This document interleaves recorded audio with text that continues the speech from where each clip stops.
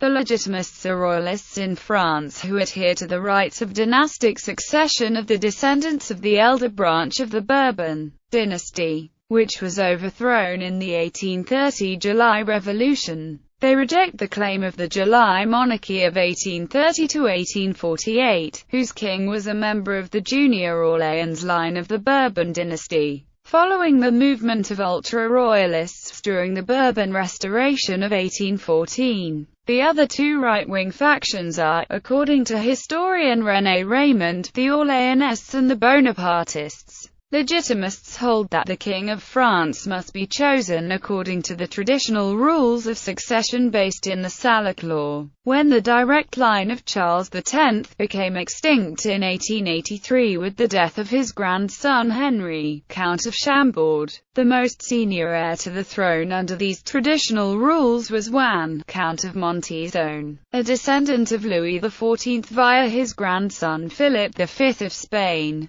History. The Bourbon Restoration. Following the Bourbon Restoration in 1814, a strongly restricted census suffrage sent to the Chamber of Deputies an ultra-royalist majority in 1815 to 1816 and from 1824 to 1827, called as such because they were more royalist than the king. The Ultras were thus the dominant political faction under Louis XVIII and Charles X, opposed to the constitutional monarchy of Louis XVIII and to the limitation of the sovereign's power. They hoped to restore the ancient regime and cancel the rupture created by the French Revolution. By the same token, Ultras opposed all liberal, republican and democratic ideas. While Louis XVIII hoped to moderate the restoration of the ancient regime in order to make it acceptable to the population, the Ultras would never abandon the dream of an integral restoration. Even after the 1830 July Revolution, which set the Orleanist branch on the throne and the Ultras back to their castles in the countryside and to private life, their importance during the Restoration was in part due to electoral laws which largely favored them. Louis XVIII's first ministers, who included Talleyrand, the Duc de Richelieu and Decazes, were replaced by the Chamber introuvable dominated by the Ultras. Louis XVIII finally decided to dissolve this chaotic assembly, but the new liberals who replaced him were no easier to govern. After the 1820 assassination of the Duc de Berry, the ultra-reactionary son of the Comte d'Artois, and a short interval during which the Duc de Richelieu governed, the Ultras were back in government, headed by the Comte de Villars. The death in 1824 of the moderate Louis XVIII emboldened the Ultra faction. In January 1825, Villars' government passed the Anti-Sacrilege Act, which punished by death the theft of sacred vessels. This anachronistic law was in the end never applied and repealed in the first months of Louis Philippe's reign. The Ultras also wanted to create courts to punish radicals, and pass laws restricting freedom of the press. After the 1830 July Revolution replaced the Bourbons with the more liberal Orleanist branch, the Ultras' influence declined. Although it survived until at least the 16th of May 1877 crisis in 1879, and even longer, they softened their views and made the restoration of the House of Bourbon their main aim. From 1830 on they became known as Legitimists. Legitimists under the July monarchy. During the July monarchy of 1830 to 1848, when the junior Orleanist branch held the throne, the Legitimists were politically marginalized, many withdrawing from active participation in political life. The situation was complicated before 1844 by debate as to who the legitimate king was. Charles X and his son Louis-Antoine the Dauphin had both abdicated during the 1830 Revolution in favor of Charles's young grandson, Henry Comte de Chambord, until the deaths of Charles X and his son in 1836 and 1844, respectively. Many Legitimists continued to recognize each of them in turn as the rightful king, ahead of Chambord. Legitimists under the Second Republic and the Second Empire. The fall of King Louis-Philippe I in 1848 led to a strengthening of the Legitimist position. Although the childlessness of Chambord weakened the hand of the Legitimists, they came back into political prominence during the Second Republic. Legitimists joined with Orleanists to form the Party of Order, which dominated Parliament from the elections of May 1849 until Bonaparte's coup on December 2, 1851. They formed a prominent part of Odilon Barrett's ministry from December 1848 to November 1849, and in 1850 were successful in passing the Fallow Law, which brought the Catholic Church back into secondary education. Through much of this time there was discussion of fusion with the Orleanist party so that the two could effect a monarchical restoration. This prospect prompted several sons of Louis Philippe to declare their support for Chambord,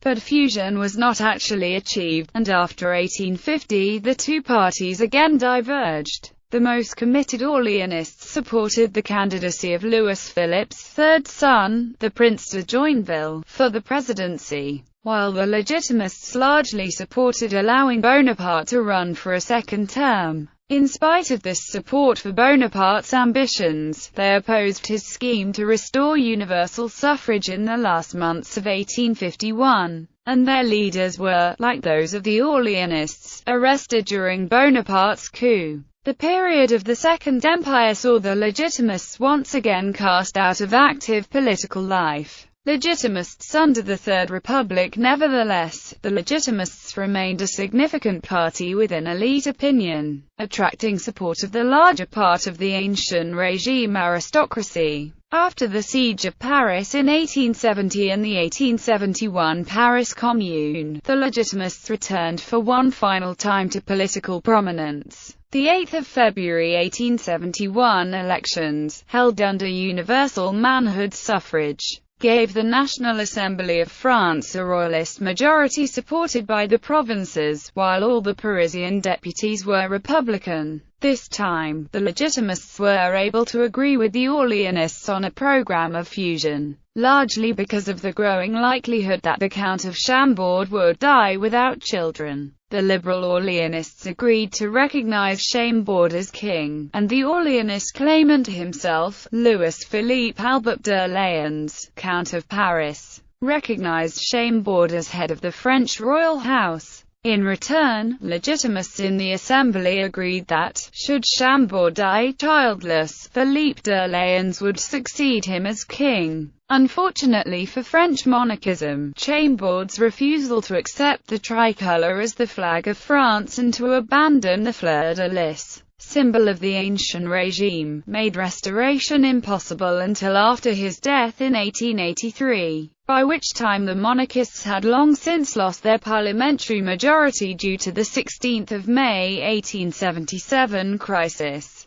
The death of Chambord effectively dissolved the party Legitimist as a political force in France. Affected by sinistrisme, few conservatives explicitly called themselves right-wing during the Third Republic. It became a term associated with the counter-revolution and anti-republican feelings, and by the 1900s was reserved for radical groups. Those Legitimists who had rallied to the Republic in 1893, after the Comte de Chambord's death 10 years before, still called themselves droit constitutional or républicain, but they changed their name in 1899, and entered the 1902 elections under the name Action Libérale. By 1910, the only group which openly claimed dissent from the right wing gathered only nostalgic royalists, and from 1924 on the term right-wing practically vanished from the parliamentary rights glossary. By this time, the vast majority of Legitimists had retired to their country chateau and abandoned the political arena. Although the Action Française remained an influential movement throughout the 1930s,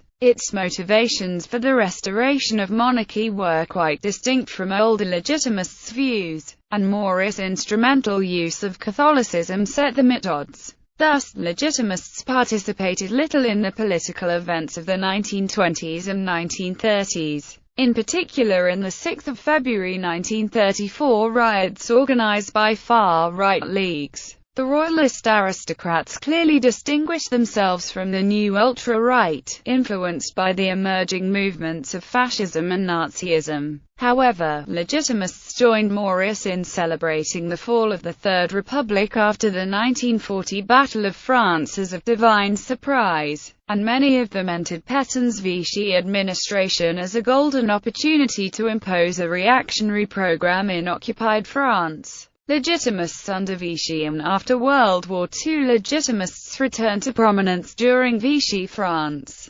According to historian René Raymond's studies of the right-wing factions in France, some would also support the OAS during the Algerian War. Marcel Lefebvre's Society of St. Pius X, founded in 1970, especially in France, shares aspects with the Legitimist movement, according to Raymond. As of 2006, some remain strongly attached to the traditionalist wing of the Catholic Church. Such Legitimists are strongly opposed to the proposed European Constitution and anything else perceived as threatening the independence of France. Among French Legitimists, there is diversity of opinion. Some tend to gather around traditionalist Catholic places, such as the Saint Nicolas du Chardonnat Church in Paris, or around far-right parties such as Jean-Marie Le Pen's Front National or de Villiers' movement pour la France. Carlism, a remnant, known as the Blanquish d'Espagne,